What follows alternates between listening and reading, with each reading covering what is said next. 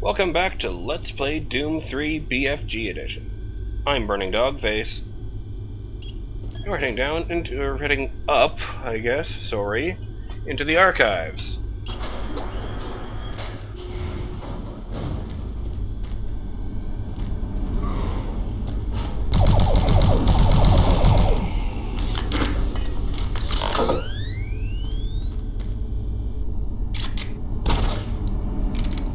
Oh, I see. This man murdered himself with a shotgun. Unless he did it with that spare ammo clip.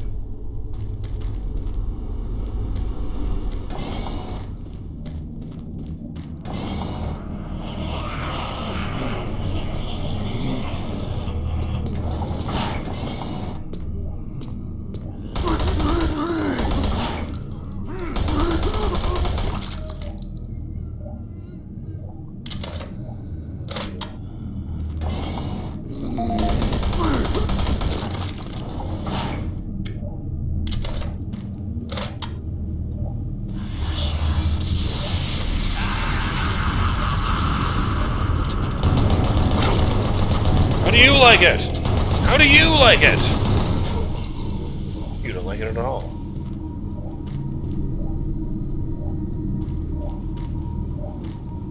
Hey, rockets.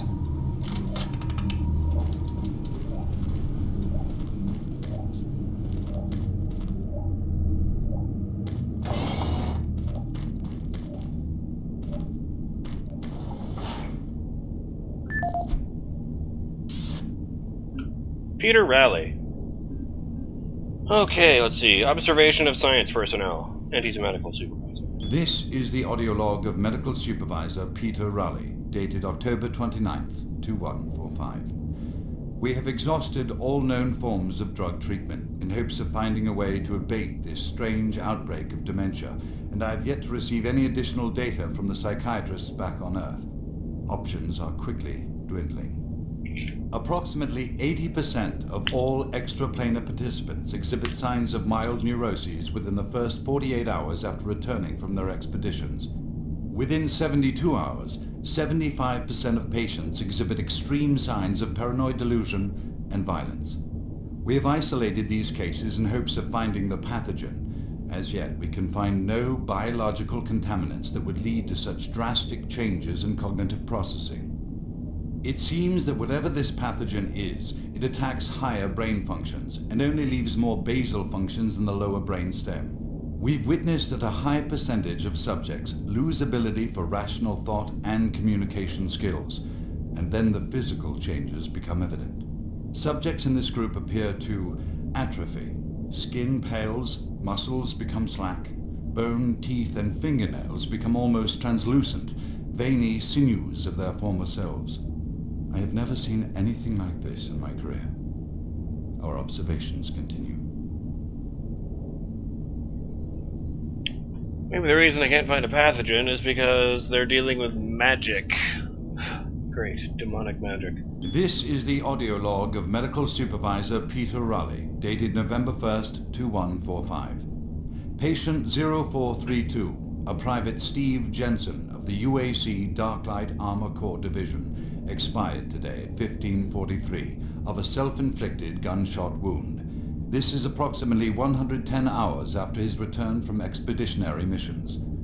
Private Jensen was suffering from paranoid delusions and full-blown dementia.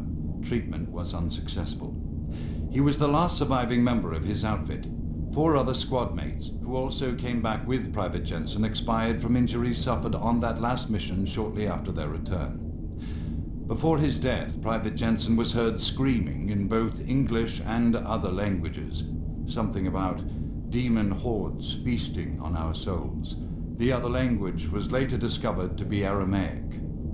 Due to security concerns in the area, I've secured some armaments within my office.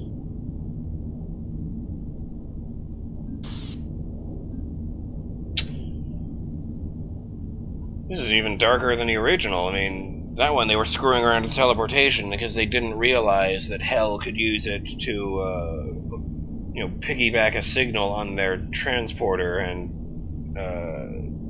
turned the teleporter into a stable portal to hell. These guys are actually sending people into hell and taking a look around. Ben Peterson, antipsychotic shipment in today. That's about a week ago. Dr. Raleigh, just a reminder to let you know your order of antipsychotics have arrived from pharmaceuticals. There are quite a few large boxes here, and we're a bit short-handed at the moment. If you could have someone from your department come and retrieve these packages, it would be much appreciated. Ben Peterson, UAC Supply Coordinator. Phil Wilson, overburdened. Dr. Raleigh, we are filling up the available infirmary beds faster than we can get patients released. I don't see myself releasing any at all, actually. I'm gravely concerned about where we expect to put more men if the current trend in testing isn't relaxed before we can determine the cause of this psychosis. Sincerely, medical technician, Phil Wilson.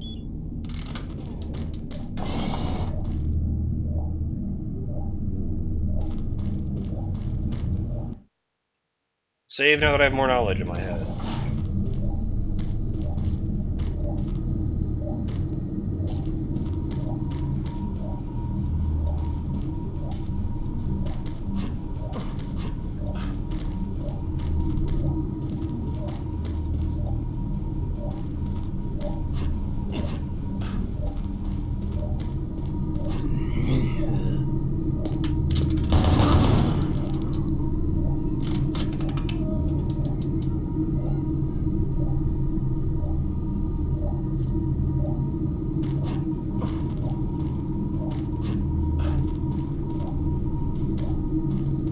Man. Oh.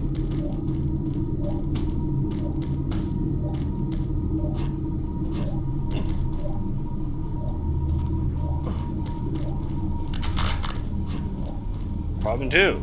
Getting out. Oh, I guess I'm gonna... Yeah, there we go.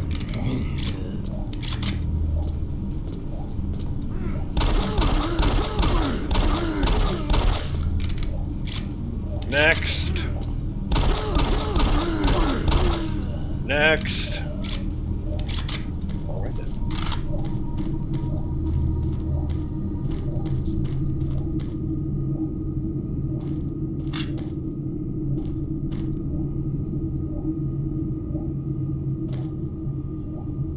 I don't think I have anything like that in here.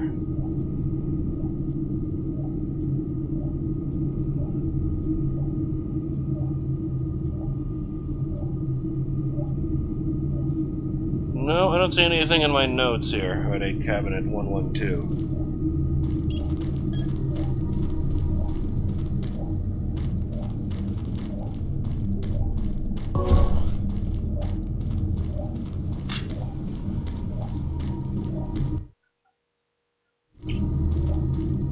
Let's take a quick sweep, one more sweep for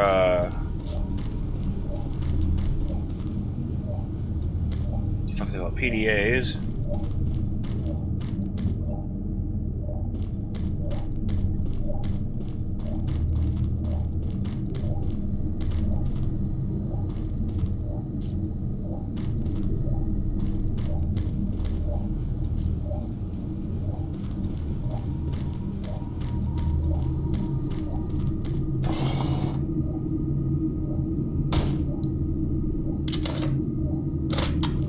Progress, Marine, your journey is futile. You will die, and your soul will be mine. Your soul will be mine.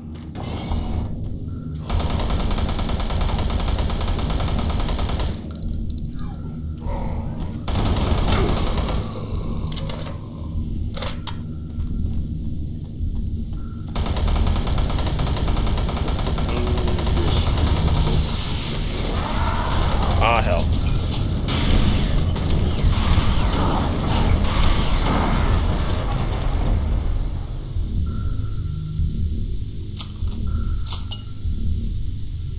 Oh wow, I darkened the whole door.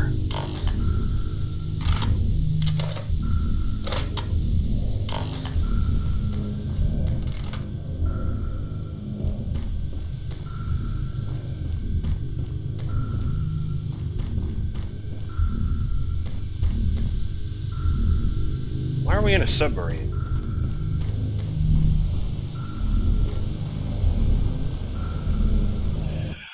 Okay, here we go. Pick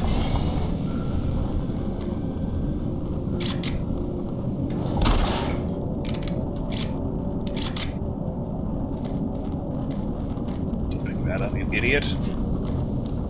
Don't put this in your hands.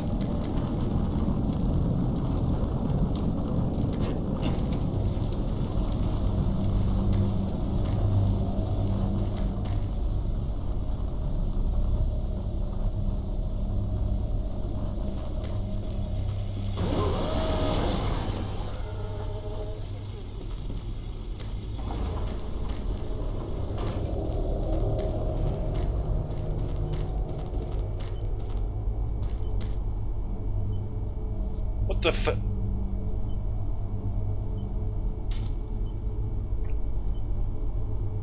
I'm Henry VIII, I am... Okay, fine. Who's there? Oh, thank God. You're not one of them. I thought everyone else was gone. I was part of this. I helped them. The madness of opening to another dimension. Look, we don't have much time. We let it through. The evil, the protective stabilizer on the portal just failed after Betruger took the device. It was an artifact we had found in the ruins. He took it into the portal, and hell followed him out. You have to help me first. I'm going to try to get the teleporter systems running again. The areas are destroyed around us, so it's the only way through this part of the complex. You need to find me a working plasma inducer. It's all I need to get the teleporter working. You can look for it in operations. I have a security clearance. I'll unlock some doors for you. There. We don't have a lot of time. Please, hurry. Okay. Artifact ID U1, discovered in caverns, archaeological dig site 3, research report filed yesterday. So this is the MacGuffin he needs, huh?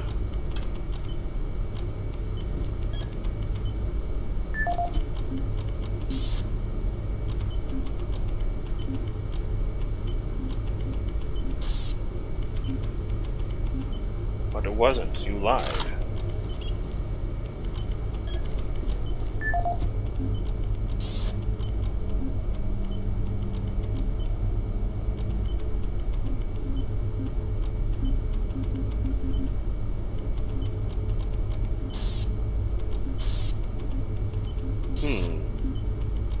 Ah, here we go.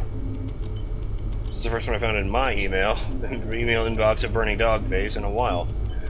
Research Archive, the Soul Cube, followed by Ian McCormick. That's what I thought.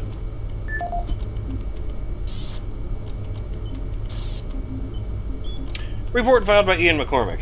I've been working on the Soul Cube for a few weeks now. It is a fascinating artifact, and as it turns out, it has some amazing properties. I wrote a new glyph pattern query yesterday and let it run all night. With the new query, the linguistics computer finally cracked the remaining glyphs. The Soul Cube is by every definition a weapon, and it seems to have been built to repel whatever type of creature has invaded this ancient culture.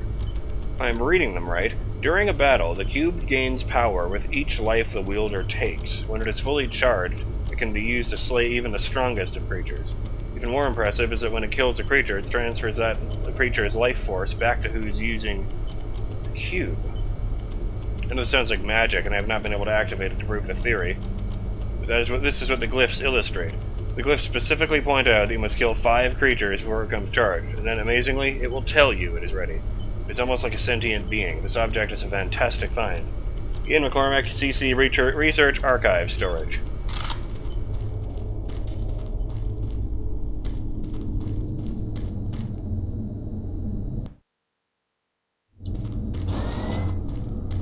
Decontamination process started. Decontamination complete. Look, Have a nice smoke! day. Oh, thank you. You too, disembodied voice. Much you want to bet that won't help in the long run.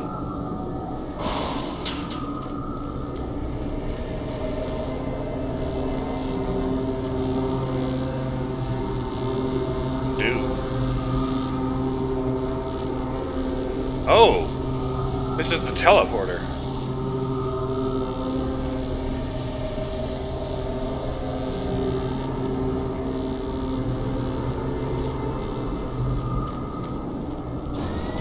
Decontamination process started. Decontamination complete. Have a nice day.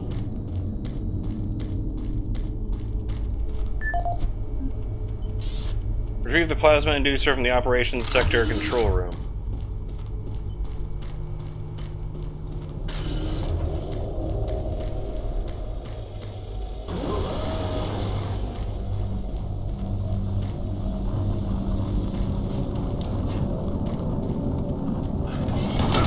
Fuck!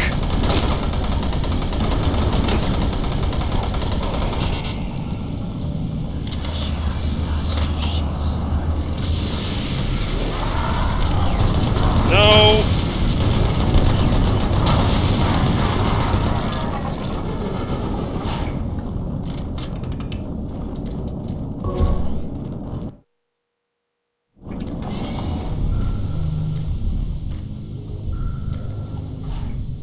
Records storage. Research lab. Security office, you say?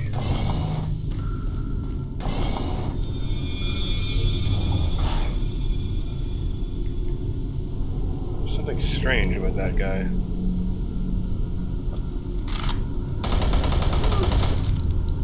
Oh, huh. Sorry, I guess I just walked in on like some kind of zombie sex act.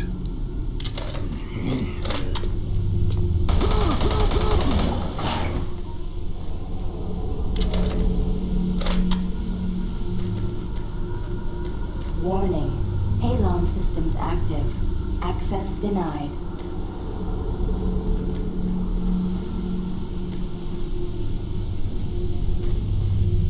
Well, I guess I don't want to go in there, since I can't breathe and all.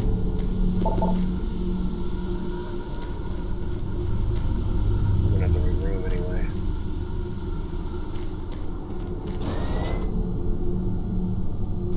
Oh, good.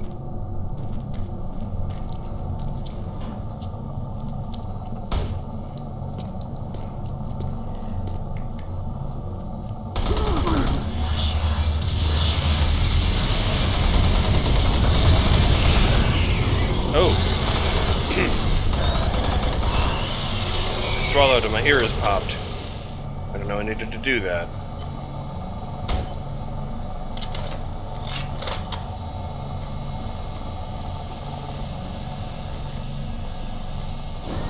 Oh, hey. Nicely done. It's been a while since a zombie managed to startle me. Not even mad. Clearly the wrong place. Report 16-8, dated November 2nd, 2145. Patient 042, a Private Steve Jensen of UAC Darklight Armored expired yesterday. Private Jensen was suffering from paranoid delusions and full-blown dementia. Treatment. Initial psychiatric interviews suggested only mild psychosis. Holy shit.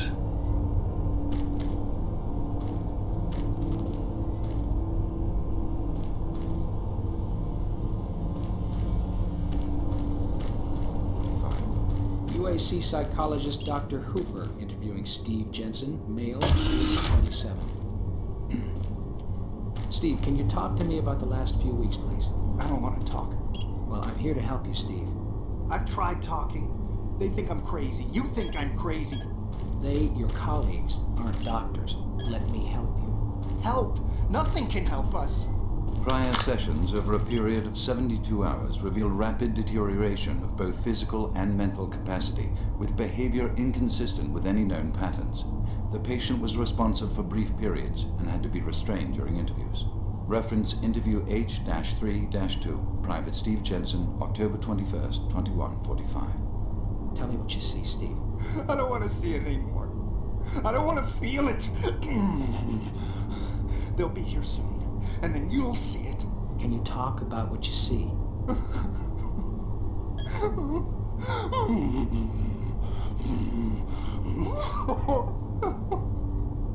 Steve? Patient unresponsive. Terminating interview.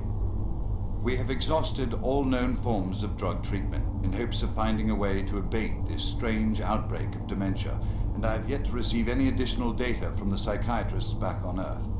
Options are quickly dwindling.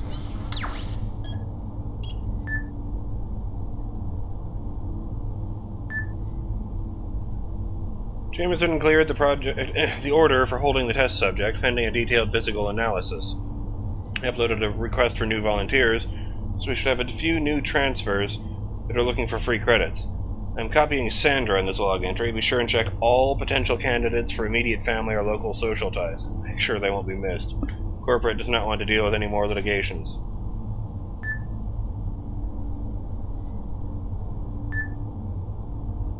Research subjects have become increasingly delusional. An interesting pattern has emerged in recent psych evaluations. All subjects are reporting supernatural experiences. While common enough as a schizophrenic manifestation, I've never seen the same psychosis affect all subjects in a controlled test group. Recommend occipital probes to check for growths or swelling. Applied pressure in this region might explain the mass hallucinations. Again, I suggest halting experimentation on these subjects until we discover what is affecting them. One I already read? Yes. We sent the first batch of volunteers to the teleporter today. Subjects are administered a mild anesthesia to put them under for the duration of the experiment. They reported no side effects when awakened, and the only reported injury is subject number 7, who had several lacerations under recombination on the receiving pad. We've speculated that they are somehow self-inflicted during matter transference, but are unable to fully explain how physical damage could be administered during an instantaneous transfer.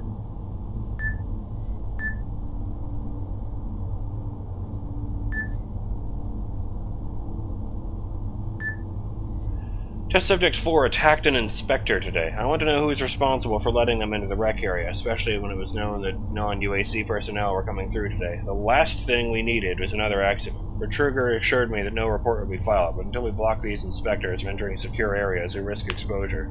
We've retired number 4 and moved the remaining subjects into the empty Sector 2 offices for closer observation. The research subjects continue to deteriorate mentally. I've requested a security guard on site. I'm beginning to question my own safety working in close proximity to them. Test Subject 8 never stops screaming. I've informed the guard that the offices occupied by the subjects are to be locked at all times. I asked Dr. Brasky to place some military supplies in the security room locker. If things get out of hand again, I want to be ready. Today, huh? We escorted number 8 to the medical lab after further instances of self-mutilation. I've cleared him for final research and disposal. He is no longer useful as a test subject. Testing for today has been halted due to increased power fluctuations. However, Ian thinks he can bypass the failsafes to boost our throughput, giving us the necessary power to move ahead with the final phase of Test 11. He is currently working on the problem of MC routing. I'm going to security to seal this area until testing can resume. Hard to do that. Weird.